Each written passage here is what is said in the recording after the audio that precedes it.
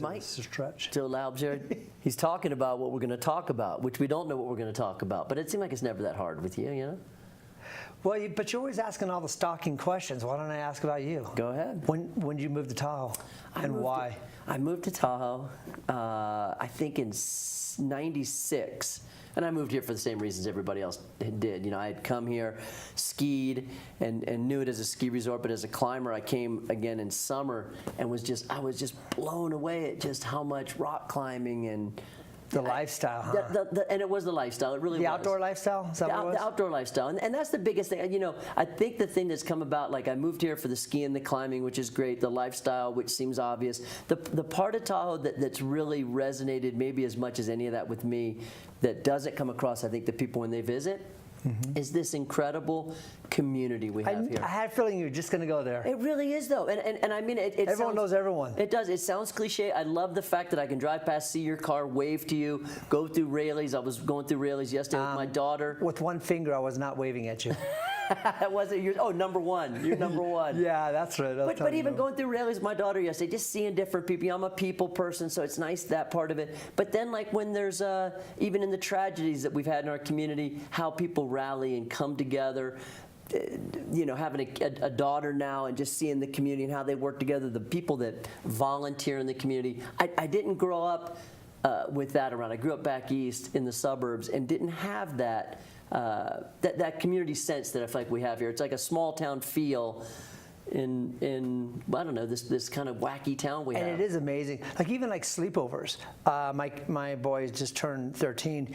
He does like 2 or 3 sleepovers, either our house or someone else's house. And I've had other people away from our community say, "I can't believe we don't even do sleepovers in our communities." Isn't that crazy? And here we all know the parents and their brothers and sisters. Yeah. And they're all text away. It's fantastic. I was lucky enough last week. The Lake Tahoe Community College puts on these kids camps, and they had a bunch of climbing kids camps throughout the summer. And we got Olive, my daughter, signed up. And how old is she? She's 6. Oh, and she was that's young. a great age. It is a great age. She was young for the class. It was mostly 7, 8 to 11 years old. But the Damien Estrada, who teaches the class, these other instructors, 18 kids. I just was amazed at these guys don't even have kids, but just their sense of community, the way they worked with these kids. There was a couple kids with maybe some challenges, not physically, more maybe mentally, emotionally. They were just amazing with them. And it made me so proud just to be a part, even our little tiny community college, putting on these classes. It's introducing kids to the outdoors, introducing them to climbing. The kids were belaying and doing this stuff. We're hanging out above Emerald Bay.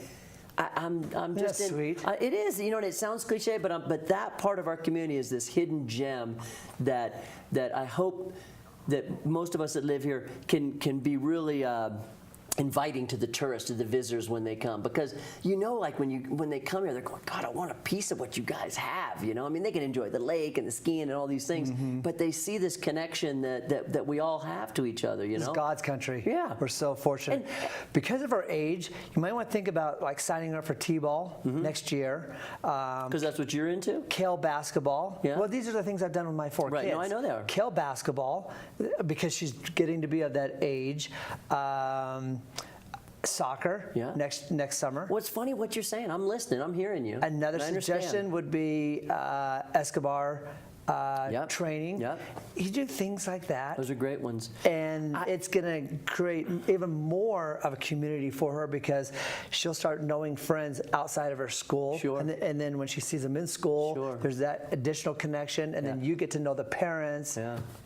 And I played team sports. I was in high school big into wrestling and football, but I have maybe this, and maybe it's a selfish philosophy on our part, that I'm not pushing her too much towards too many team sports, because I just feel like I don't want to just be going, and I know this is totally different than your philosophy, but I don't want to be just sitting on the sidelines watching soccer. My idea is I want to be us all together as a family, skiing all together as a family, climbing all together as a family, biking, camping.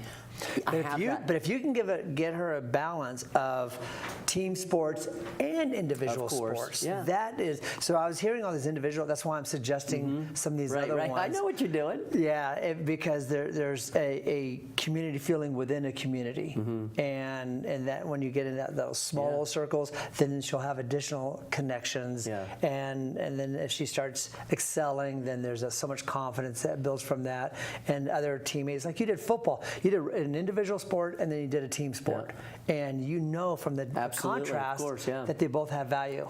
All the stuff you do with the baseball and the t-ball, and all, it's all volunteer? Yeah, I'm not good enough to get paid. I've been coaching. But that's what I mean. Like, this is the part of our community. I mean, you've got a successful law firm, and yet you take the time and get involved in those things. 8 different. And you're not the only one. This community is amazing. It is so cool. You actually see the same parents and same kids in different sports. Like we're finishing baseball, and then we'll go into basketball, and it'll be all the same coaches as then soccer, and we all get to know each other. And it's really neat because I have so many times I'll be at Safeway or Rayleigh's and I'll hear, "Hey, coach." I just graduated from college. Right. Because I've been doing this for 21 years, 8 different sports. So I'm doing all this stuff. It's my passion. I love Same to do thing. that. We were in Rayleigh's and the lady walked by and I said, "Laub," I said, "That lady was your nurse when you were born. I remember her." Oh, I know those are our delivery nurses. Right, totally. She just says hi. I know. We're living in a great town, aren't we? Laub and Laub. Joe Laub. Give him a call if you need need legal help, huh? Yeah. And next week, or whenever you guys have me next, I got I think it's a super interesting case that it's hot and heavy, and it's so bothersome to me, and yet so controversial. If we have time now to go into it, but next week, if we do it, it's one in which I have spoken to probably 12 different district attorneys in different jurisdictions.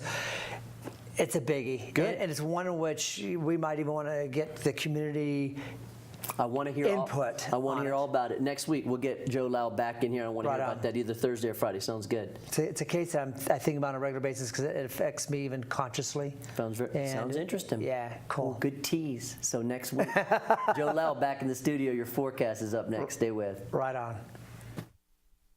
At Ski Run Boat Company, Tahoe Boat and Yacht Charters, we have the largest fleet of speedboats, pontoons, and ski boats on the lake.